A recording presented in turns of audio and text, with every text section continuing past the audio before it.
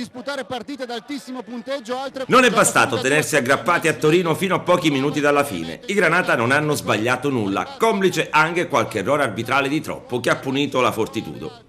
Agrigento aveva messo in preventivo di perdere il primo match, ma Gianni ha avuto la consapevolezza che questa serie si può anche vincere.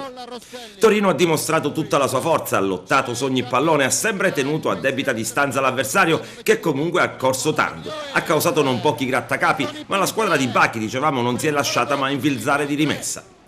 Agrigento deve correggere qualcosa in difesa, subire 88 punti non è da squadra di Gianni, il punteggio è stato sempre molto alto, tanto da sorprendere anche i bookmakers. Ci sono 2 giorni per sistemare i meccanismi difensivi, mentre in attacco le cose sono andate subito per il verso giusto, malgrado la scarsa serata di vena di Chiarastella. Ci ha pensato Saccaggi, immarcabile in alcune situazioni, a fare la parte del leone, 19 i punti finali per lui. Pronti via e la Fortitudo è partita sprombattuto, prendendo anche 4 punti di vantaggio. Torino ha accettato il gioco, ha fatto sfogare gli avversari e poi ha cominciato a giocare con forza e veemenza. Di Gergati la prima bomba coincisa con il sorpasso dopo 7 minuti. La Fortitudo ha continuato comunque a recitare la parte della spavalda con Piazza che a tratti si è preso gioco degli avversari di Bacchi. Bacchi capisce subito che non è serata per Rosselli, marcato benissimo da Chiarastella. Il coach Granata vede che anche Evangelisti dal perimetro ha troppa facilità nelle conclusioni, cambia quindi la difesa ed è a quel punto che Gianni cala l'asso Saccaggi. L'ex dell'Omegna impiega poco o nulla a entrare in partita, grazie alla complicità degli avversari comincia a fare canestro da ogni parte del campo. All'intervallo lungo i piemontesi vanno a riposo con soli 3 punti di vantaggio. Era quello che voleva Gianni alla vigilia del match.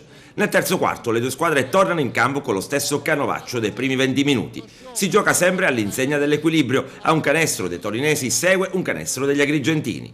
La gara è equilibrata e diverte anche il numeroso pubblico presente sugli spalti, compresi 50 agrigentini. Si va agli ultimi 10 minuti ed è qui che Torino dimostra tutta la sua forza, dicevamo con la complicità degli arbitraggi che sbagliano qualcosa di troppo.